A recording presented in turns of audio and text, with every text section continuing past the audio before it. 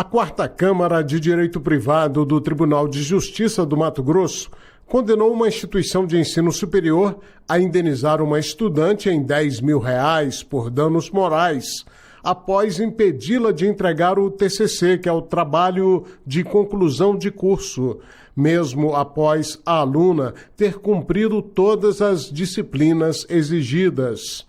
E para conversar sobre esse tema, temos a satisfação de receber o advogado Vinícius Zwarg, especialista em direito do consumidor. Doutor Vinícius, obrigado por atender a Rádio Justiça. Obrigado você, é sempre um prazer falar com a Rádio Justiça e com todos os ouvintes. Estou à sua disposição para as perguntas. Doutor Vinícius Zwarg, a decisão determina que a instituição receba o TCC sem exigir nova matrícula ou pagamento de mensalidade adicional, garantindo o direito à colação de grau e à emissão do diploma. Na sua opinião, a exigência de nova matrícula após o encerramento da carga horária do curso mostra-se desproporcional e contraria a finalidade do serviço educacional? Indubitavelmente. A meu ver, o Tribunal de Justiça do Mato Grosso andou bem na sua decisão, entendeu por bem ele reformar a decisão de primeira instância. A decisão de primeira instância entendeu que ela não teria, que a consumidora, a estudante, não teria o TCC justamente pelo fato de não ter cumprido, mas inobservou um aspecto importante, né? Era uma sanção da própria instituição de ensino, que por questões de eventual atraso, né, criou essa barreira e exigiu um pagamento, uma nova matrícula, para que ela então concluísse o curso. Então, o Tribunal de Justiça observou com muita propriedade que, evidentemente, qualquer instituição de ensino pode, claro, não só pode, como deve, cobrar qualquer situação de atraso ou por qualquer inadimplência.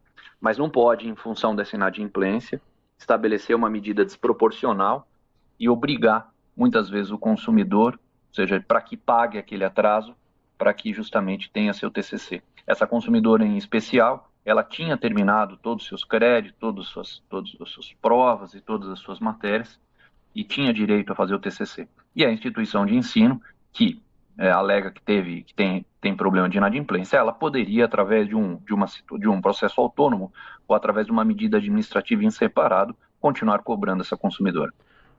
Doutor Vinícius, a decisão enfatiza, inclusive, que embora as instituições possam adotar medidas administrativas para a cobrança de débitos, não podem aplicar sanções de natureza pedagógica, como impedir a entrega de trabalhos finais, não é mesmo? Exatamente. O Tribunal de Justiça nos mostra que há uma inobservância, né, de uma lei específica. Existe uma lei federal que regula a questão de ensino, né, as instituições de ensino e os contratos de ensino. Há nessa lei um dispositivo justamente prevendo que não pode haver alguma restrição quando você tem problemas de inadimplência, mas você não pode ter restrições de ordem educacional. E também a decisão do Tribunal de Justiça também entende que houve inobservância do Código de Proteção e Defesa do Consumidor e também fere a dignidade da pessoa humana, nesse caso da estudante. Pois é, o senhor acredita que houve, além dessa violação ao direito à educação, ao princípio da dignidade da pessoa humana, também ao artigo 6º da Lei 9.870, de 1999, que proíbe sanções pedagógicas por inadimplência? Exatamente esse é o ponto. Realmente há um dispositivo, como eu disse, é o artigo 6º, né, dessa mesma lei ordinária, e o que denota que, veja, esse tipo de assunto parece-me que faltou um pouquinho de orientação à instituição de ensino, quer dizer, não poderia ter tomado um outro caminho, né, se tivesse talvez melhor observado o nosso ordenamento jurídico, talvez se tivesse um pouquinho mais de um olhar cuidadoso com relação a isso. Teria possibilitado que esse consumidor fizesse seu trabalho de conclusão de curso e depois, em paralelo, poderia, obviamente, ingressar com uma ação de cobrança ou fazer uma cobrança em paralelo do atraso que ela alega que tem. Quanto ao dano moral, o tribunal entendeu que ficou configurado, pois frustrou o exercício do direito à formação profissional da aluna, com repercussões diretas sobre o projeto de vida dela.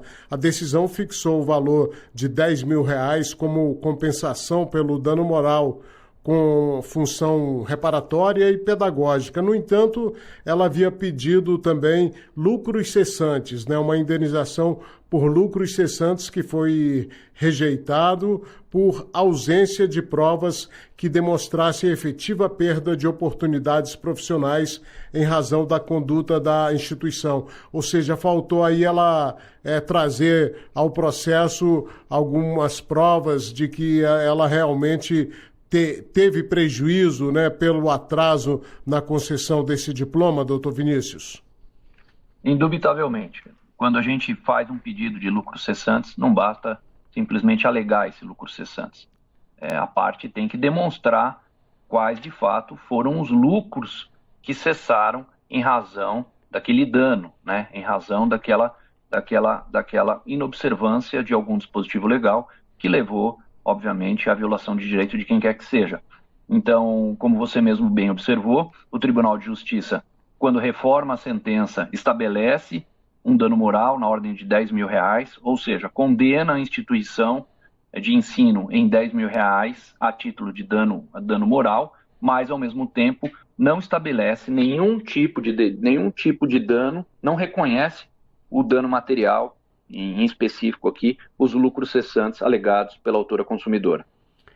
Sobre a decisão da Justiça que condenou uma faculdade de Mato Grosso a conceder o diploma e receber o trabalho de conclusão de curso de uma aluna, bem como a pagar a indenização por danos morais por ter impedido a entrega desse TCC após o fim do curso, tivemos a satisfação de conversar com o advogado Vinícius Svarg, especialista em direito do consumidor.